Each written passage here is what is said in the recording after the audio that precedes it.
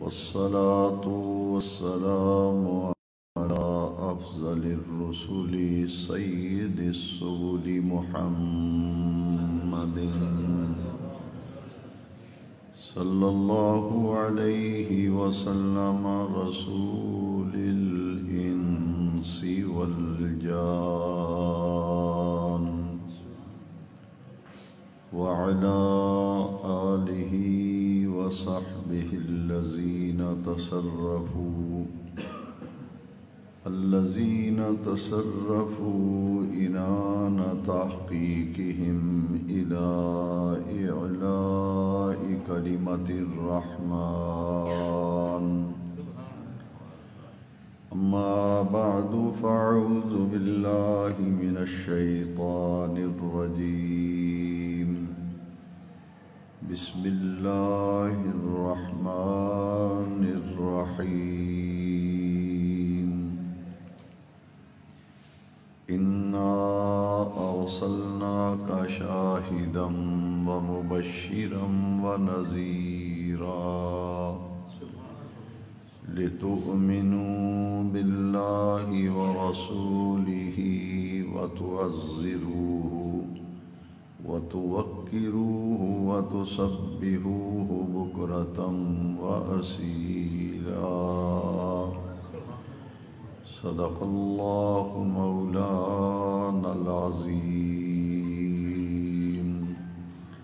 إن الله وملائكته يصلون على النبي يا أيها الذين آمنوا صلوا عليه وسلموا تسليما.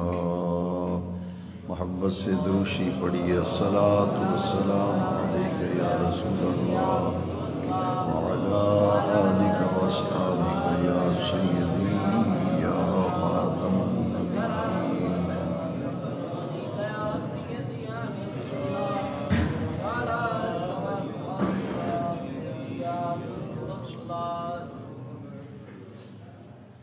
صدر محفل معزز و محترم سامعین و حاضرین کرام، ہماری خوش نصیبی ہے کہ آج ہم جمعۃ المبارک کے مقدس موقع پر اللہ تبارک و تعالیٰ کے ایک برگزیدہ، مقبول اور محبوب ولی کامل حضرت علامہ محمد بشیر الحق صاحب صدیقی رحمۃ اللہ تعالی علیہ کے سالانہ عرس مبارک کی تقریب سعید میں حاضر ہونے کا شرف حاصل کر رہے ہیں. میری دعا ہے کہ اللہ تبارک و تعالی صاحب عرس کے فیوز و برکات سے تمام حاضرین و موجودین کو فیض یاب فرمائے. میں جملہ منتظمین کا شکریہ ادا کرتا ہوں کہ انہوں نے کمال محبت سے آج کی محفل میں حاضر ہونے کے لیے مجھ سے وعدہ لیا، اور میں اللہ رب العزت کا شکر ادا کرتا ہوں کہ خلاق عالم جل مجد الکریم نے آج مجھے حسب وعدہ اس مبارک عرس کی تقریب میں حاضر ہونے کا شرف بخشا. وقت مختصر ہے، اور مختصر وقت میں جس عنوان پر، جس موضوع پر مجھے گفتگو کرنے کے لیے حکم دیا گیا ہے کہ جن کا عرس آج ہم یہاں منا رہے ہیں اور عرس مبارک کی تقریب میں حاضر ہیں، حضرت علامہ محمد بشیر الحق صاحب صدیقی رحمۃ اللہ تعالی علیہ، ان کی نسبت بڑی ہی بلند و بالا ہے. آپ کے اسم گرامی کے ساتھ صدیقی کی نسبت یہ بتا رہی ہے کہ وہ حضرت سیدنا ابو بکر صدیق رضی اللہ تعالیٰ عنہ سے کس قدر محبت، کس قدر عقیدت رکھتے تھے، اس لیے کہ جب بھی عشق رسول کا تذکرہ کیا جائے اور عشق رسول کی بات شروع کی جائے تو عشق رسول کا ایک نمایاں باب حضرت سیدنا ابو بکر صدیق کی ذات اقدس ہے۔ اس لیے آج جس عنوان پر میں مختصر وقت میں گفتگو کرنا اپنے لیے سعادت سمجھتا ہوں کہ حضرت سیدنا ابو بکر صدیق رضی اللہ تعالیٰ عنہ کو نبی کریم علیہ السلام کی ذات اقدس سے جو والہانہ عشق تھا، جو والہانہ محبت تھی، اس کے انداز دیگر تمام صحابہ کرام سے جداگانہ تھے۔ عشق رسول کی جو کیفیات اللہ تبارک و تعالی نے حضرت ابو بکر صدیق رضی اللہ عنہ کو عطا فرمائی ہیں، وہ تمام صحابہ کرام کو عشق رسول کی جو کیفیتیں حاصل تھیں ان میں سے انتہائی بلند درجے پر وہ محبتیں ہیں جو حضرت سیدنا صدیق اکبر کے قلب انور میں رکھ دی گئی تھی۔ سب سے پہلے ایک بنیادی بات اپنے ذہن میں رکھیں کہ اہل اسلام کا یہ اجماعی عقیدہ ہے کہ حضور نبی کریم صلی اللہ علیہ وسلم کی امت میں انبیاء کرام علیہم التسلیمات مرسلین اعظام کے بعد پوری انسانیت میں، پوری بشریت میں اگر افضل کوئی ہے تو وہ ابو بکر صدیق رضی اللہ عنہ۔ یہ اجماعی عقیدہ ہے۔ افضل البشر بعد الانبیاء بالتحقیق سیدنا ابو بکر صدیق رضی اللہ عنہ کی ذات ہے، اور یہ فضیلت کی وجہ خود نبی کریم علیہ السلام نے فضیلت کی وجہ حضور نے خود بیان فرمائی۔ صحابہ کرام کا بھرا مجمع تھا، سیدنا صدیق اکبر بھی حاضر خدمت تھے۔ میرے آقا کریم نے اپنی انگشت مبارک کا اشارہ فرمایا ابو بکر صدیق کی طرف اور ارشاد فرمایا ما فضل ابو بکر علی الناس لا بکثرت صلاۃ ولا بکثرت صوم ولا بکثرت دعویٰ۔ حضور نے فرمایا لوگو، ابو بکر صدیق کو نبیوں، رسولوں، پیغمبروں کے بعد جو پوری بشریت میں فضیلت حاصل ہے وہ اس وجہ سے نہیں کہ انہوں نے دوسرے لوگوں سے نمازیں زیادہ پڑھی ہیں، ولا بکثرت صوم، نہ اس وجہ سے فضیلت ہے کہ دوسرے لوگوں سے روزے زیادہ رکھے ہیں، ولا بکثرت دعویٰ، نہ دوسرے لوگوں سے دین کی دعوت و تبلیغ کا کام زیادہ کیا۔ تو پھر وجہ فضیلت کیا ہے؟ عبادت، ریاضت، مجاہدے، نماز، روزہ، اعمال صالح، یہ فضیلت کی وجہ نہیں، بلکہ حضور نے انگشت مبارک کا اشارہ فرمایا الا ما وقر فی قلبک، اے ابو بکر تیرے دل میں اللہ نے میرے لیے جو توقیر اور محبت کے جذبات رکھے ہیں، اس بنا پر تجھے پوری انسانیت پر انبیاء و مرسلین کے بعد فضیلت عطا کی گئی۔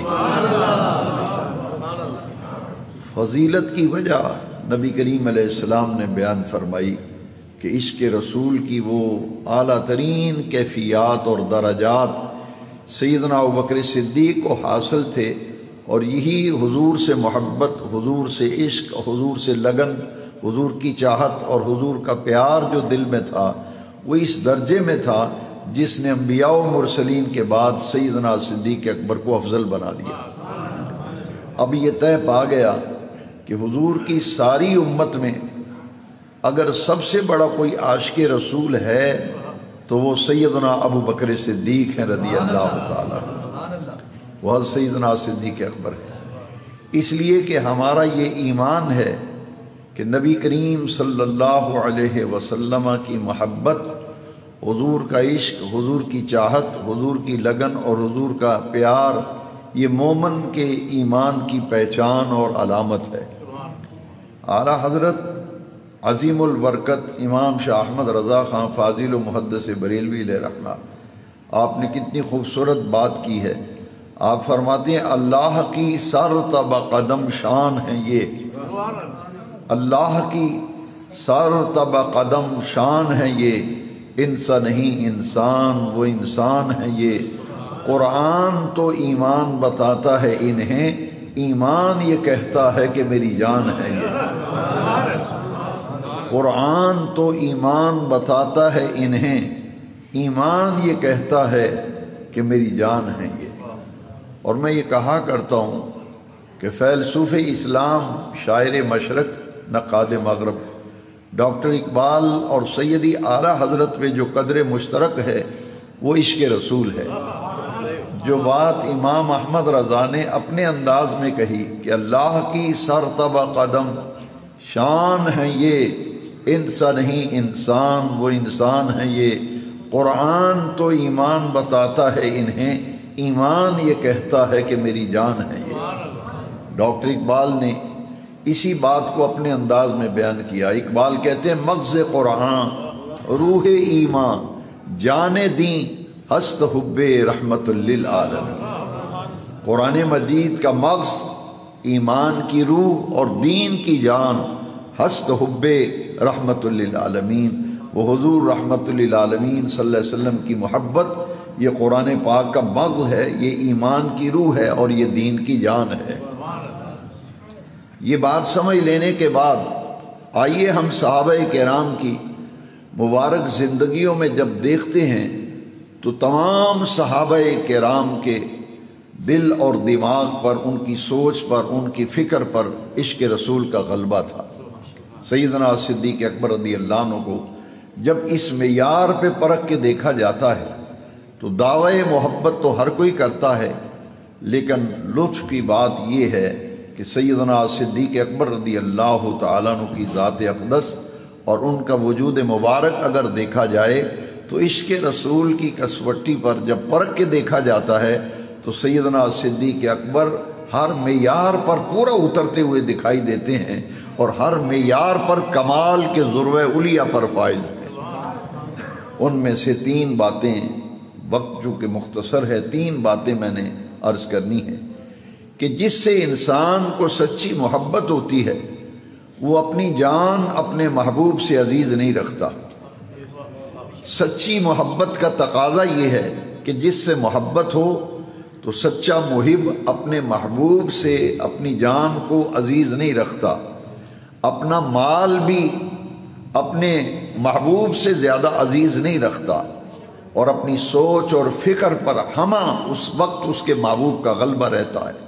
ان تینوں معیارات پر جب صدیق اکبر کو ہم پرکھتے ہیں تو ہجرت کے موقع پر میرے آقا کریم نے ہجرت کے سفر میں جس شخص کا انتخاب کیا اور جس شخصیت کو حضور نے نظر انتخاب فرمائی اور چن کر اپنے سفر کے لیے منتخب کیا، وہ حضرت سیدنا ابوبکر صدیق ہیں رضی اللہ عنہ، کہ حضور کے مزاج شناس بھی تھے اور میرے آقا کریم کے آپ کے رازدار بھی تھے. اسی لیے سیدنا صدیق اکبر کو مزاج شناس نبوت کہا جاتا ہے، رازدار نبوت کہا جاتا ہے، کہ میرے آقا کریم کے رازوں کے امین بھی تھے اور سیدنا صدیق اکبر میرے آقا کے مزاج شناس بھی تھے. سفر ہجرت میں میرے آقا کریم کے کبھی آگے چلنے لگتے ہیں، کبھی دائیں چلتے ہیں، کبھی بائیں چلتے ہیں، کبھی پیچھے چلتے ہیں. تو میرے آقا کریم نے پوچھا، اے ابو بکر تم سفر میں میرے ساتھ چل رہے ہو مگر میں دیکھتا ہوں کبھی دائیں طرف چلنے لگتے ہو، کبھی بائیں طرف چلنے لگتے ہو، کبھی آگے چلتے ہو، کبھی پیچھے چلتے ہو. تو صدیق اکبر جواب میں کیا کہتے ہیں؟ عرض کرتے ہیں آقا جب یہ خیال اور تصور آتا ہے کہ دشمن سامنے سے حملہ آور نہ ہو جائے تو پھر حضور آگے آگے چلنے لگتا ہوں. جب یہ گمان ہوتا ہے کہ دشمن دائیں طرف سے حملہ آور نہ ہو تو پھر آپ کی دائیں طرف چلنے لگتا ہوں. اور جب یہ خیال آتا ہے کہیں دشمن ادھر گھات لگائے نہ بیٹھا ہو تو پھر بائیں طرف چلنے لگتا ہوں. اور جب یہ خیال آتا ہے اور تصور آتا ہے کہ حضور کے دشمن حضور کا تعاقب کر رہے ہیں اور وہ کہیں عقب سے حملہ آور نہ ہو جائیں تو پھر حضور میں آپ کے پیچھے پیچھے چلنے لگتا ہوں. ارادہ یہ تھا کہ جو حضور کی طرف بڑھے تو صدیق ڈھال بن کر دشمن کے سامنے کھڑا ہو جائے۔ تو اپنی جان صدیق اکبر ہمیشہ ہتھیلی پہ رکھ کے میرے آقا کریم صلی اللہ علیہ وسلم کے چوکیدار بھی تھے، حضور کے خیمے کے پہرے دار بھی تھے غزوہ بدر میں، اور ہر موقع پر اپنی جان اپنے آقا پہ قربان کرنے کے لیے بے چین بے قرار رہا کرتے تھے۔ اس معیار پر جب بھی دیکھا ہے، اور غار کے اندر دیکھیے، جب سفر ہجرت کے موقع پر غار میں تشریف لے گئے تو پھر تمام سوراخوں کو بند کر کے جو سوراخ بچ گیا تھا اس پر اپنی ایڑی رکھ دی۔ تفسیر مظہری میں قاضی ثناء اللہ پانی پتی رحمۃ اللہ علیہ لکھتے ہیں کہ جب موذی نے ڈسا پاؤں کے اوپر، پورے جسم میں سیدنا صدیق اکبر کے زہر جو ہے وہ سرایت کر گیا تھا، اور سیدنا صدیق اکبر کے جسم کی رنگت جو ہے وہ تبدیل ہو گئی اور آنکھوں میں آنسو تھے، لیکن ایڑی نہیں ہٹائی، شدت تکلیف کے باوجود ایڑی نہیں ہٹائی۔ تو میرے آقا کریم نے جب دیکھا کہ صدیق اکبر کا پورا جسم ہی رنگت تبدیل ہو چکی ہے اور چہرے کی کیفیات عجب مظاہرہ کر رہی ہیں، تو میرے آقا کریم نے صدیق سے پوچھا، صدیق کیا ماجرا ہے؟ عرض کی آقا جس سوراخ پہ ایڑی رکھی تھی کسی موذی نے ڈنگ لیا ہے۔ تو صدیق اکبر کے پورے جسم پہ جو زہر کے اثرات مرتب ہوتے ہوئے میرے آقا کریم نے ملاحظہ فرمائے، تو سرکار مدینہ سرور قلب و سینہ ناطق وحی رسول الثقلین تاجدار کائنات صلی اللہ علیہ وسلم نے حضرت ابوبکر صدیق سے فرمایا کہ ایڑی ذرا اس طرف کرو۔ جب صدیق نے ایڑی کی تو میرے آقا نے اپنا لعاب دہن مبارک ایڑی پہ لگایا۔ جیسے ہی میرے آقا نے صدیق اکبر کی ایڑی پر جہاں سانپ نے ڈسا تھا لعاب دہن مبارک لگایا، تو دیکھتے ہی دیکھتے سیدنا صدیق اکبر کے جسم کی رنگت اپنی اصلی حالت پہ آ گئی، ساری تکلیف جاتی رہی، اذیت ختم ہو گئی، اور صدیق کے چہرے پہ مسکراہٹیں بکھر گئیں۔ میرے آقا کریم صلی اللہ علیہ وسلم نے لعاب دہن مبارک لگایا۔ یہاں عرفاء نے ایک بڑی پیاری بات کی ہے۔ سائیں توکل شاہ صاحب امبالوی رحمۃ اللہ علیہ جو بڑے عارفین میں سے گزرے ہیں، وہ فرماتے ہیں کہ صدیق اکبر کی ایڑی پر حضور نے لعاب دہن کیوں لگایا تھا؟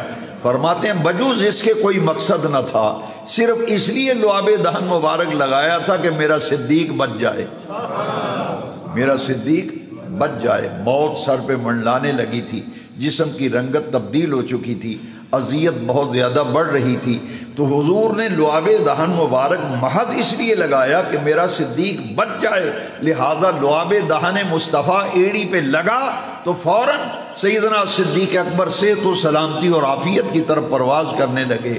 تو قاضی ثناء اللہ پانی پتی نے یہ لکھا، اور سائیں توکل شاہ صاحب امبالوی نے قاضی ثناء اللہ پانی پتی کی تفسیر مظہری کے حوالے سے یہ نقل کر کے فرماتے ہیں کہ معلوم یہ ہوا کہ غار تک کی زندگی صدیق اکبر کی طبی زندگی تھی، اور غار کے بعد والی زندگی نبی کریم کی بخشی ہوئی زندگی تھی۔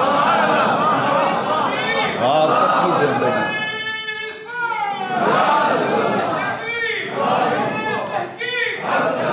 غار تک کی زندگی سیدنا ابوبکر صدیق کی طبی زندگی تھی، اور غار کے بعد والی زندگی میرے آقا کریم کی بخشی ہوئی زندگی۔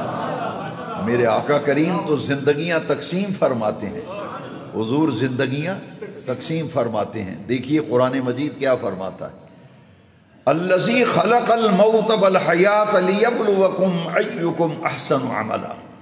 حیات بھی مخلوق ہے اور موت بھی مخلوق ہے۔ قرآن کی یہ آیت بتا رہی ہے الذی خلق الموت والحیات لیبلوکم ایکم احسن عملا۔ موت بھی اللہ نے تخلیق کی، حیات بھی اللہ نے تخلیق کی، تو معلوم یہ ہوا کہ موت بھی مخلوق ہے، حیات بھی مخلوق ہے۔ تو میرے آقا فرماتے ہیں ارسلت الی الخلق کافہ، میں اللہ کی ہر مخلوق کی طرف رسول بن کے آیا ہوں، تو ماننا پڑے گا میرے آقا موت کے بھی رسول ہیں، میرے آقا حیات کے بھی رسول ہیں، حضور موت کے بھی رسول ہیں، حضور حیات کے بھی رسول ہیں۔ میرے آقا کریم کا وصال مبارک اس موت سے نہیں ہوا جس موت سے میں اور تو مرتے ہیں۔ لوگ جس موت سے مرتے ہیں میرے آقا کریم کا وصال اس موت سے نہیں ہوا، کیونکہ میرے آقا تو موت کی بھی رسول ہیں، حضور حیات کے بھی رسول ہیں۔ ارسلت الی الخلق کافہ، لہٰذا قرآن مجید میں میرے نبی کریم علیہ السلام کے دنیا سے جانے کو الگ واحد کے صیغے سے ذکر کیا گیا، اور باقی سب کے دنیا سے جانے کو جمع کے صیغے سے بیان کیا گیا۔ انک میت وانہم میتون، میرے محبوب کے دنیا سے جانے کا انداز نرالا تھا، باقی ہر کوئی مرتا ہے تو موت کی وادی میں سے گزر کر اپنے اعمال کے حساب و کتاب کے لیے جاتا ہے۔ میرے مصطفیٰ کریم اس وادی سے گزرے تو اس لیے گزرے کہ جا کر کے امت کے لیے آخرت کی منزلوں کو آسان کر دیا جائے۔ باقی ہر کوئی اپنے حساب و کتاب کے لیے جاتا ہے، مصطفیٰ اس لیے تشریف لے گئے کہ امت کے حساب و کتاب میں آسانیاں فرما دیں۔ اور اس پر میرے آقا کی حدیث شریف موجود ہے، میں دلیل کے طور پر حدیث عرض کرتا ہوں۔ حضور نے فرمایا انا فرطکم علی الحوض، فرط کس کو کہتے ہیں؟ یہ نابالغ بچے کی نماز جنازہ میں پڑھتے ہیں اللہم اجعلہ لنا فرطا، یا اللہ اس کو ہمارے لیے فرط بنا۔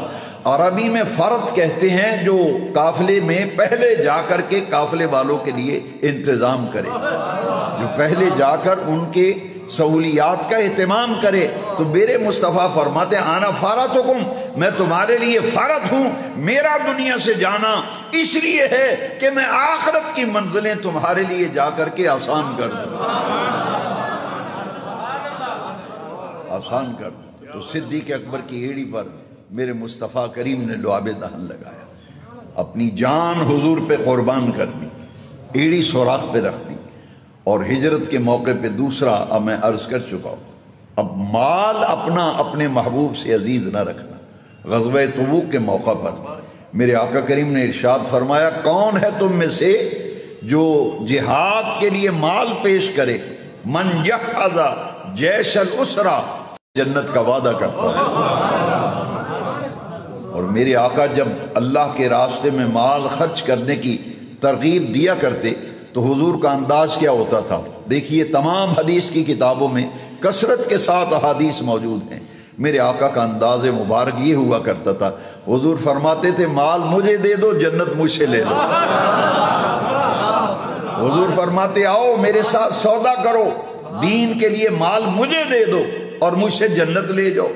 من جہز جیش الاسرہ فلہ الجنہ، جو لشکر اسرت کی کفالت کرے میں اس سے جنت کا وعدہ کرتا ہوں۔ من حفر بئر روما فلہ الجنہ، میں اس سے جنت کا وعدہ کرتا ہوں جو بئر روما خرید کر مسلمانوں کے لیے وقف کرے۔ آج میرے آقا فرماتے ہیں جاؤ کون کون میرے ساتھ سودا کرے گا، مال لاؤ اور مجھے مال دو اللہ کے راستے میں خرچ کے لیے اور مجھ سے جنت لے لو۔ تمام صحابہ اپنے اپنے گھروں کی طرف گئے۔ جب صحابہ مال لینے کے لیے جا رہے تھے تو حضرت عمر فاروق رضی اللہ عنہ جو مراد نبوت ہیں، جن کو رب سے مانگ کر لیا میرے آقا کریم، حضرت عمر کہتے جاتے ہیں ہر موقع پر ابو بکر صدیق مال خرچ کرنے میں سبقت لے جاتے ہیں۔ جب بھی اللہ کے راستے میں مال خرچ کرنے کا وقت آتا ہے صدیق اکبر سب سے نمایاں طور پر آگے ہوتے ہیں، لیکن آج میں اتنا مال لے کر کے آؤں گا، میں صدیق اکبر سے مسابقت کروں گا اور آگے بڑھ جاؤں گا۔ حضرت عمر یہ کہتے ہوئے جا رہے ہیں۔ معلوم یہ ہوا کہ نیکی کے کاموں میں مسابقت کرنا، ایک دوسرے سے آگے بڑھنا، یہ صحابہ کرام کا طریقہ تھا۔ خیر بھلائی اور نیکی کے کاموں میں ایک دوسرے سے آگے بڑھنے کا جذبہ لے کر مال خرچ کرنا۔ صدیق اکبر اور تمام صحابہ مال لینے کے لیے گئے۔ حضرت عمر جب مال لے کے آئے میرے آقا نے فرمایا عمر کتنا مال لائے ہو؟ عرض کرتے ہیں جی تو بنصف مالی، حضور آدھا مال لایا ہوں، آدھا گھر والوں کے لیے رکھا ہے۔ دیکھا تو صدیق آ گئے، فرمایا اے ابو بکر کتنا مال لائے ہو؟ صدیق کہتے ہیں آقا میں نے تو گھر کا سارا اثاثہ، ساری پونجی، ہر شے اٹھا لی، یہاں تک کہ کپڑے سینے والی سوئی بھی گھر میں نہیں چھوڑی، وہ بھی میں اٹھا کر کے سامان میں رکھ کے لے آیا ہوں۔ تن کے کپڑے بھی اتار کر سامان میں رکھ لیے اور ایک بوریا اور ٹاٹ لپیٹ کر کے کنڈوں کے بٹن بنا دیے، کانٹوں کے بٹن بنائے ہوئے ہیں، سارا مال لے کے آئے۔ میرے آقا کے چہرے پہ مسکراہٹیں بکھر گئیں۔ میرے آقا نے فرمایا صدیق کتنا مال لائے ہو؟ حضور سوئی بھی نہیں چھوڑی، ساری پونجی سارا سرمایہ جو کچھ گھر میں تھا اٹھا کر کے حاضر خدمت کر دیا ہے۔ تو فرمایا پھر گھر والوں کے لیے کیا چھوڑا ہے؟ اہل و عیال کے لیے، بیوی بچوں کے لیے کیا چھوڑا ہے؟ صدیق کہتے ہیں ابقیت لہم اللہ ورسولہ، حضور گھر والوں کے لیے اللہ اور اس کا رسول چھوڑ کے آیا۔ پروانے کو چراغ، بلبل کو پھول، بس صدیق کے لیے ہے خدا کا رسول بس۔ حاضرین محترم، میں ذمہ داری سے کہتا ہوں اور گہرے غور و فکر کے بعد عرض کرتا ہوں کہ تمام صحابہ کرام میں سے تنہا ابو بکر صدیق ہیں جو ہمہ وقت حضور کی ذات اقدس پر مال خرچ کرنے کے لیے بے چین اور بے قرار رہتے تھے۔ میرے آقا نے جب صحابہ سے پوچھا نماز فجر کے بعد، فرمایا جتنے موجودین اور حاضرین ہیں ہر کوئی اپنی تین خواہشات بیان کرے۔ فرمایا آخر میں بھی اپنی 3 خواہشیں بیان کروں گا۔ باری آئی نا جب صدیق اکبر کی، تو عرض کرتے آقا 3 خواہشیں ہیں، چوتھی تمنا ہی کوئی نہیں۔ پوچھا صدیق کیا آرزو رکھتا ہے، کیا تمنا ہے، کیا خواہش ہے تیرے دامن میں؟ صدیق کہتے ہیں حضور پہلی تمنا یہ ہے الجلوس بین یدیک، ہمہ وقت سامنے بیٹھ کر جلوہ یار سے اپنے نگاہوں کی پیاس بجھاتا رہوں۔ دیدار مصطفیٰ کی تمنا کہ حضور ہمہ وقت آپ کے دیدار کی لذتیں حلاوتیں مجھے حاصل رہیں۔ فرمایا تو دوسری خواہش بیان کر۔ اللہ اکبر، سنیے صدیق کیا کہتے ہیں، انفاق مالی علیک، حضور مال میرا ہو، اشارہ آپ کا ہو، اور میری یہ تمنا ہے کہ آپ کے اشارہ ابرو پر میں مال لٹاتا رہوں، قربان کرتا رہوں۔ مال میرا ہو، اشارہ حضور دل یہ چاہتا ہے۔ آپ فرمائیں ابو بکر یہاں خرچ کر، ابو بکر یہاں خرچ کر، ابو بکر یہاں خرچ کر، آپ فرماتے جائیں ابو بکر آپ پر خرچ کرتا رہے۔ اور سیدنا صدیق اکبر کے حضور کی ذات اقدس پر مال خرچ کرنے کے حوالے سے ام المومنین حضرت عائشہ صدیقہ رضی اللہ عنہ کا ایک قول ذرا سن لیں۔ یہ ام المومنین حضرت عائشہ صدیقہ رضی اللہ عنہ وہ ہیں جن کی شان میں قرآن مجید میں سورہ نور کے اندر 18 آیتیں نازل ہوئی۔ 18 آیات حضرت عائشہ صدیقہ کی عصمت، پاکدامنی اور تم کے تقدس پر 18 آیات مقدسہ سورہ نور میں نازل ہوئی۔ حضرت عائشہ صدیقہ نے جو بات کی ذرا غور سے سننے والی ہے۔ حضرت عائشہ فرماتی ہیں کہ نبی کریم علیہ السلام میرے باپ ابو بکر صدیق کے مال میں اس طرح تصرف فرمایا کرتے تھے جس طرح آدمی اپنے مال میں تصرف کرتا، جس طرح اپنی جیب کا پیسہ، اپنا مال گھر میں رکھا ہوا جہاں بھی اپنے مال میں سے بندہ اپنی من مرضی سے خرچ کرتا ہے۔ حضرت عائشہ صدیقہ فرماتی ہیں مال میرے باپ ابو بکر کا تھا، مگر مصطفیٰ کریم اس مال میں سے اس طرح خرچ کرتے تھے جس طرح آدمی اپنے مال میں سے خرچ کرتا ہے۔ اسی لیے حضور نے فرمایا ما نفعنی مال احد قط ما نفعنی مال ابی بکر۔ حضور نے فرمایا کائنات والو، دین کی تبلیغ و دعوت اور جہاد میں کسی کے مال نے مجھے وہ فائدہ نہیں دیا جو فائدہ مجھے ابو بکر صدیق کے مال نے دیا۔ ما نفعنی مال احد قط ما نفعنی مال ابی بکر۔ تمام صحابہ میں سے حضور فرماتے ہیں صدیق وہ ہے جس کے مال نے سب سے زیادہ مجھے دین کی دعوت و تبلیغ و جہاد اور اسلام کو پھیلانے کے تمام امور میں سب سے زیادہ جس کے مال نے مجھے فائدہ دیا ہے وہ ابو بکر صدیق ہے۔ اس لیے حضور نے فرمایا مجھ پر جس کسی نے کوئی احسان کیا میں نے ہر ایک کے احسان کا بدلہ دے دیا۔ صدیق وہ ہے جس کے احسانات کا بدلہ قیامت کے دن خدا دے گا۔ حضرت بلال کو کون نہیں جانتا، مؤذن رسول۔ امیہ کافر مارتا ہے، تشدد کرتا ہے، صدیق گزر رہے ہیں۔ پوچھا امیہ اس غلام کا کیا قصور ہے، کیوں اذیت دے رہا ہے، کیوں تشدد کر رہا ہے، بربریت کا مظاہرہ کر رہا ہے، یہ ظلم، یہ بربریت، یہ تشدد یہ کیوں ہے اس غلام پر؟ اس نے کہا اس نے کلمہ پڑھ لیا ہے محمد عربی کا صلی اللہ علیہ وسلم۔ جب تک یہ اس کلمے سے برگشتہ نہیں ہوتا میں اسی طرح اذیتیں دیتا رہوں گا۔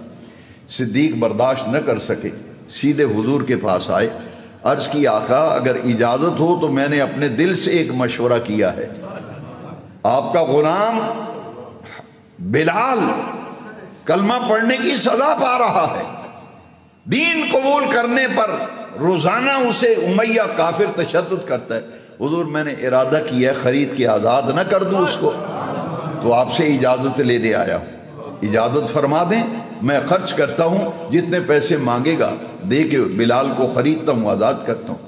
میرے آقا نے کیا فرمایا سنیے اور اپنے ایمانوں کو جلا بخشیے۔ میرے آقا نے فرمایا نہیں ابو بکر ایسے نہیں، پھر اس طرح کرتے ہیں کچھ پیسے میں ڈالتا ہوں کچھ پیسے تو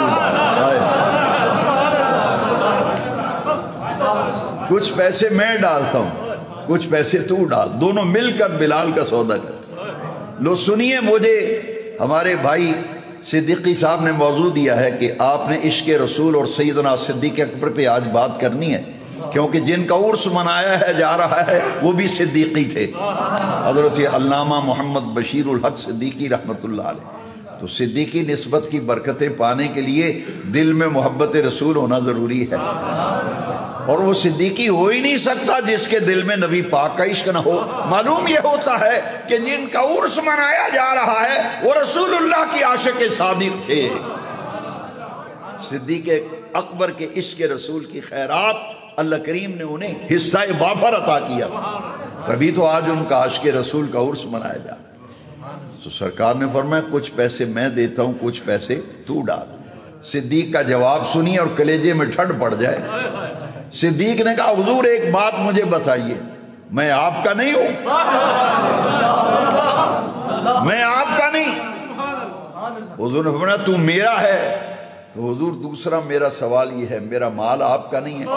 فرمایا تو بھی میرا تیرا مال بھی میرا، تو بھی میرا تیرا مال بھی میرا۔ تو پھر صدیق نے پتہ ہے کیا کہا، حل انا و مالی الا لک یا رسول اللہ صلی اللہ علیہ وسلم۔ حضور پھر آپ کیوں فرماتے ہیں کہ کچھ پیسے میں ڈالتا ہوں، میں بھی آپ کا، میرا مال بھی آپ کا۔ یہ جملہ استفہامیہ ہے، حل انا و مالی الا لک یا رسول اللہ، کیا آقا کیا میرا مال اور میں آپ کا نہیں؟ فرمایا تو بھی میرا تیرا مال بھی میرا۔ تو پھر حضور یہ کیوں فرماتے ہیں کہ کچھ پیسے میں دیتا ہوں؟ صدیق گئے سودا امیہ سے کہا مانگ کتنے پیسے مانگتا ہے؟ اس کی نیت ٹھیک نہ تھی، تشدد کرنا چاہتا تھا حضرت بلال پہ، تاکہ آئے دن جو لوگ کلمہ پڑھ رہے ہیں وہ دیکھیں کہ کلمہ پڑھیں گے تو یہ سزا ملے گی۔ اس نیت سے اس نے کچھ پیسے زیادہ مانگے تاکہ یہ سودا یہیں ختم ہو جائے۔ بیچنے کا ارادہ نہیں تھا کہ پیسے زیادہ مانگوں گا تو سودا ختم ہو جائے گا، لیکن اسے کیا خبر تھی کہ جو سودا کرنے آیا ہے یہ تو اپنی جان ہتھیلی پہ رکھ کے مصطفیٰ کی عزت پہ قربان کرنے کے لیے بے قرار رہتا ہے، اسی طرح مال مصطفیٰ کی خاطر قربان کرنے کے لیے بے چین اور مضطرب رہتا ہے۔ اس نے ریٹ زیادہ لگایا، پیسے زیادہ مانگے۔ صدیق اس نے پیسے مانگے، اتنے پیسے لوں گا، میں دکھاتا ہوں حدیث کی کتابوں میں۔ صدیق نے جیب میں پیسے ہاتھ ڈالا، جتنے پیسے مانگے تھے اتنے نکال کر اس کے آگے رکھ دیے، فرمایا یہ لو۔ اس نے کہا جتنے مانگے اتنے مل گئے۔ اس نے ایک اور درمیان میں شرط رکھ دی، اس نے کہا صدیق نہیں میں بھول گیا ہوں، میری ایک شرط رہ گئی ہے، پیسے تو میں اتنے ہی لوں گا کمی نہیں کروں، لیکن ایک شرط اور ہے وہ بھی پوری کروں گا۔ یہ غلام تو خرید رہا ہے نا، اس کے بدلے میں پیسے بھی اتنے لوں گا اور غلام بھی لوں گا۔ وہ تیرا غلام جو صحت مند جوان اور اس کی صحت اور شباب جوبن پر ہے، وہ گورا چٹا غلام بھی بدلے میں لوں گا۔ صدیق نے کہا مجھے یہ بھی منظور ہے، پیسے بھی دیے، غلام کے بدلے میں غلام بھی دیا۔ بلال کو خریدا، سرکار کے پاس لے آئے، حضور یہ بلال ہے، اس کو مار پڑتی تھی، تشدد ہوتا تھا، میں نے خرید کر اللہ کی رضا کے لیے آپ کے روبرو اس کو آزاد کر دیا۔ جب آزاد کیا تو صدیق تاجر تھے منڈی میں، بڑے نامی گرامی تاجر تھے، منڈی میں ایک نام تھا صدیق اکبر کا۔ تہلکہ مچ گیا، پوری منڈی میں شور بپا ہو گیا کہ کون کسی کی خاطر اتنی بھاری رقم خرچ کرتا ہے۔ صدیق نے اتنی بھاری رقم خرچ کر کے بلال کو خرید کے آزاد کیا۔ چیمگوئیاں ہونے لگیں، باتیں ہونے لگیں۔ کچھ لوگوں نے کہا کسی زمانے پر بلال نے کوئی احسان کیا ہوگا ابو بکر پر، جس کا بدلہ یہ آج چکایا ہے کہ خرید کے آزاد کیا ہے۔ لوگوں نے جب صدیق کے اخلاص پہ شک کی، خلوص و للہیت پہ جب شک کیا، قربان جائیں کسی کے خلوص پہ شک ہو تو جواب محلے والے مطمئن کرتے ہیں، خاندان والے مطمئن کرتے ہیں، گھر والے مطمئن کرتے ہیں۔ ادھر صدیق کے اخلاص میں، للہیت میں شک کیا گیا، جواب عرش والا رب قرآن میں دے رہا ہے، جواب عرش والا رب قرآن میں دے رہا ہے۔ 30واں پارہ سورہ الاعلیٰ، 30واں پارہ سورہ الاعلیٰ، رب نے فرمایا زبانیں بند کرو، تم کہتے ہو کہ صدیق نے احسان کا بدلہ چکایا ہے، کسی زمانے میں بلال نے کوئی احسان کیا ہوگا صدیق پر جس کا بدلہ یہ چکایا ہے کہ خرید کے آزاد کر دیا ہے۔ بے نیاز رب نے کیا فرمایا؟ سنیے اللہ کا قرآن۔ قرآن میں اللہ تعالیٰ نے فرمایا وَمَا لِأَحَدٍ عِندَهُ مِن نِعْمَةٍ تُجْزَىٰ، فرمایا دنیا والو کسی کا کوئی احسان نہیں میرے ابو بکر پر۔ وَمَا لِأَحَدٍ عِندَهُ مِن نِعْمَةٍ تُجْزَىٰ إِلَّا ابْتِغَاءَ وَجْهِ رَبِّهِ الْأَعْلَىٰ وَلَسَوْفَ يَرْضَىٰ وَسَيُجَنَّبُهَا الْأَتْقَى الَّذِي يُؤْتِي مَالَهُ يَتَزَكَّىٰ وَمَا لِأَحَدٍ عِندَهُ مِن نِعْمَةٍ تُجْزَىٰ۔ فرمایا احسان کا بدلہ کوئی نہیں، احسان کا بدلہ نہیں۔ میں بے نیاز رب ہو کے کہہ رہا ہوں، قرآن میں فرمایا میں بے نیاز رب ہو کے کہہ رہا ہوں کوئی احسان نہیں۔ تو باری تعالیٰ پھر اتنی بھاری رقم خرچ کیوں کی؟ جواب رب دے رہا ہے، صدیق کے اخلاص کی گواہی خدا دے رہا ہے، بے نیاز رب دے رہا ہے۔ فرمایا ایک وجہ یہ ہے وَسَيُجَنَّبُهَا الْأَتْقَى الَّذِي يُؤْتِي مَالَهُ يَتَزَكَّىٰ، اس لیے مال خرچ کیا ہے میرا مال پاک ہو جائے۔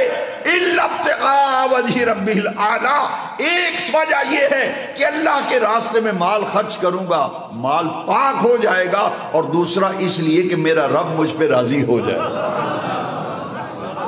یہ مال خرچ کرتا ہے احسانوں کے بدلے اتارنے کے لیے نہیں، صدیق جب بھی مال خرچ کرتا ہے اس لیے کہ رب راضی ہو جائے اور میرا مال پاک ہو جائے۔ آپ دین پہ خرچ کریں، نیکی کے کاموں میں خرچ کریں، غریبوں کی مدد کریں، پتہ نہیں قبول ہوئی یا نہیں، رب راضی ہوا یا نہیں۔ آپ کہنے مسجد کو چندہ دیا ہے رب راضی ہو جائے، بیوہ کی مدد کی ہے رب راضی ہو جائے، پتہ نہیں رب راضی ہوا ہے کہ نہیں۔ صدیق نے مال خرچ کیا رب راضی ہو جائے۔ رب نے صدیق کے اخلاص و للہیت پر شہادت بھی دی، اور رب نے فرمایا وَلَسَوْفَ يَرْضَىٰ وَلَسَوْفَ يَرْضَىٰ، قیامت کے دن دنیا اپنی آنکھوں سے دیکھ لے گی کہ اللہ تبارک و تعالیٰ صدیق پر کس طرح راضی ہے، کس طرح راضی ہے۔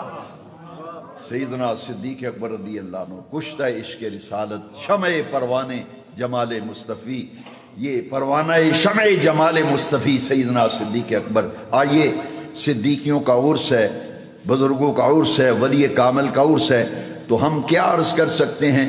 اسی دعا پر اجازت لیتا ہوں، وقت ختم ہو گیا۔